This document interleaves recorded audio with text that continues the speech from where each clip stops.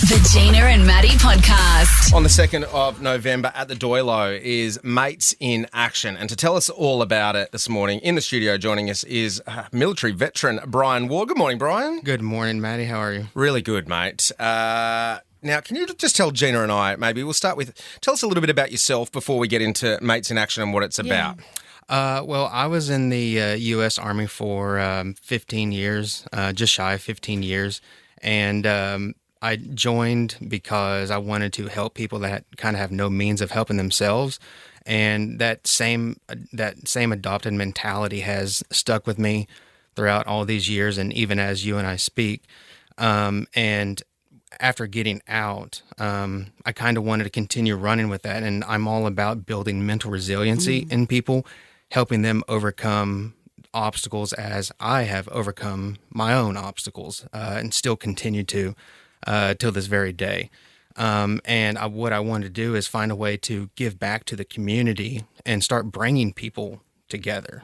And I reached out to the Iris Foundation, and the Iris Foundation pulled me on board. They really liked what I had to say, and the Iris Foundation came up with this fantastic idea of reaching out to the men of our community who, along with everybody else, are suffering. And this is a male-oriented event, though partners are invited.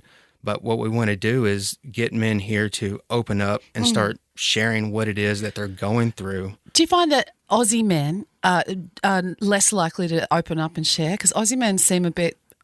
I mean, I don't know as many American men as I do Aussie men, but it's a real bloke thing here where they don't want to admit there's something wrong mentally, and, they kind of don't really check on each other and talk as openly. Is there a difference here to what you found in the US? I've had a better conversation with brick walls than I have with Aussie men. They are hard as coffin nails here. Yeah, right? Yeah. They're really tough, and that's a tough egg to crack. And basically what I'm trying to do is share my story. And then they open up. Correct. I want to be vulnerable so that they're vulnerable, and we can get, instead of negatively finding sources to cope with whatever it is that these men are dealing with, let's come together. Let's get your voice up and out there, so that you're not alone. And that is what it's all about. It's just letting people know you are not alone. That's and really someone like you, a big burly ex-army with your tattoos, and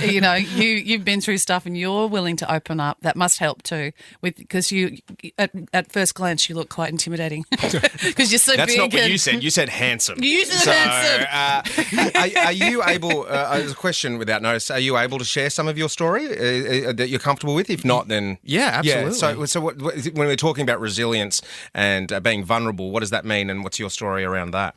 Okay, look, so, I'm a U.S. Army Ranger, I gotta get used to this. No, you always will be. This new retirement thing I'm still trying to catch up. One of the things that Rangers have to do is go through Ranger School. It's a 60-day long course, basically where you are, starving, you are physically, mentally, emotionally depleted, and you have to conduct a series of missions. Everyone generally loses 10 to 15 kilos throughout the entirety of the course if you go straight through. And it's a leadership school. It's an elite. It is the U.S. military's elite leadership school. And that is kind of like a pinnacle of testing your own resolve and your own resiliency. And that is not... I thought that I was going to go there because I had deployed before, and, I had just deployment. It puts you through the ringer. It really tests you, especially when you're away from family and friends for an extended period of time. That in itself is a fight. Yeah. But then you go through this school, and I thought, this is going to be a piece of cake, deployed for 14 months straight. It's not a problem.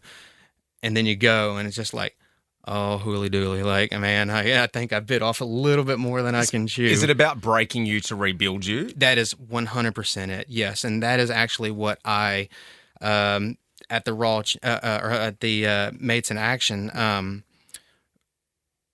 God help anyone who gets stuck with me in my pack, because I'm gonna break some people. I'm gonna break some people. No, I'm not gonna break people, but I do want them to I want to show them a small snippet experience of what it was that I went through because, Maddie, you're 100% correct. You've got to break someone to build them back up again. And it's when you break something and it's when they're vulnerable, that's when, not me, not you, it's when they see what they are truly capable of. They are stronger and tougher than they ever imagined. It's amazing. Mates in Action, Brian, tell us a little bit about Mates in Action and what it is. All right, so Mates in Action is an event put on by the Iris Foundation at the Doilo Raw Challenge. It's going to be a day of bringing men together. Partners are invited. We're going to give speeches. I'm going to step up and give a speech, and hopefully in front of hundreds of people. That's worth the price of admission alone here Yeah, in Speak, mate. absolutely. And then we're going to conduct some resiliency training together. We'll have tea. We'll be divided into groups, and then we're going to run the Raw Challenge obstacle course. So what is that? Can you describe it for us? The obstacle course is 1.2 kilometers. Yeah. Has different obstacles laid out the entirety of So the you got course. to climb something and then go through and under. There's and- tunnels. There's a little rock mountain wall. Yeah. Just watch out for the Snakes? yeah. Watch out for the brown snake. No brown snakes. Yeah, there's a snake pit. That's the hardest bit. If you can get through that, you can do anything. There's balance beams. There's Yeah. like inverted walls that you'll have to kind of take a running leap to get up. But it is through things such as that inverted wall where if it's like a come one, come all. I don't care if someone is in a wheelchair. We're going to get you up and over together. Yeah. And that's the whole point. The whole point is to show that whatever's going on in your head that makes you feel alone, I don't care. I personally will throw you on my shoulder and carry you the entirety of the course. And if there's someone else that needs help, I will go back, run all the way back to the beginning, get them, and do it over and over and over again. Oh, you're Because beautiful. I suppose the obstacle course is just the vehicle, in starting the conversation, because it's a day of connection, the challenge and resilience, but about vulnerability, and it's about having conversations and, getting men to speak to other men or anyone about how they're feeling. Correct. And there's going to be at the end of the Raw Challenge, there's going to be a barbecue, and there's going to be a time for everyone to come together and socialize. Now, honestly, I think that the socialization at the end is going to be where we make our money, and not like literal money. I mean, and like figuratively, where people are going to be able to say, "Hey, that was cool. What's brought you here today?" Yeah. And I'm hoping that everyone is just the tad bit more vulnerable and they're willing to share, whether it be, I'm going through family law court, or I'm going through, or I'm a military veteran or something like that, just struggling lately, How do you open up that conversation? Like for us in the real world, if we can see a male friend is kind of struggling and hasn't necessarily been through the Raw Challenge, how do you did you just say, "Are you okay?" or "What's going on?" How do you start that conversation? Oh, absolutely. And look, sometimes when you take the helm, like when you take charge and you tell people that, "Hey, I'm going through this in life." Yeah, so you open up about yours first. Oh, 100%. And then they will, yeah. Yeah. Vulnerability breeds connection. I think that's such an important line, that showing vulnerability forms a real life connection. It really does. And it'll kind of make like the cogs start turning in one's head, and it's like, well, they're being a bit, they're being a bit vulnerable with me. Like, let me share something, Yeah. of value to them, that maybe they're feeling alone, and maybe I can add some sort of sustenance to how they're feeling, and maybe they'll be willing to open up a little bit more. And it's just what you do is you just kind of like lean on each other, and you go back and forth, and forth. Because sometimes when you're going through something massive, you think it's just you. Yeah. No one could understand. I'm going through this terrible thing. And then you realize I'm not the only one. 100%. Yeah. We've got some pretty damning stats here in this country as well. I think it's like almost 9 people every day lose their life to suicide, and 75% of them are male, and it's the leading cause of death in this country for men under 44. And just to know that a conversation you never know, it could save a life, is just such a powerful tool. Correct. And the Iris Foundation is trying to take that head on. Yeah. Like they're doing everything they can to prevent that. And to me, that is beautiful. Like that is at your own expense, and if you're that willing to put your name out there and share your story with people, that is the epitome of preventing these horrible things from taking place. Absolutely. So if any of this sounds like, it's right up your alley, which I think it should be up everybody's alley, get around Mates in Action. It's happening Saturday, the 2nd of November at the Doilo.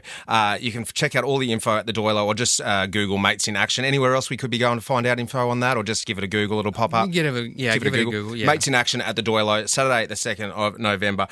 Brian, I could talk to you all day, mate. It's been an absolute pleasure to have you here in the studio. We'll take a bit of a break, and we're going to do some fun stuff off air that we might film with your big. What are you calling that? Is that it's my rucksack? Your rucksack? It's what we call it in the U.S. Army, but I call it the problem. The reason I call it the problem is because it's heavy and it's filled with everything, all the problems that I'm currently going through right now. And what I do is I'll go for long walks or runs with it, and just to show that I can still continue moving forward with the weight of the world on my shoulders. Beautiful, mate. Like I said, we could talk to you all day. We'll do some stuff on the socials at Gina and Maddie, and if any of this conversation has triggered anything in you, you can always call Lifeline on 13 11 14. The Gina and Maddie Podcast. For more great comedy shows like this, head to novapodcast.com.au.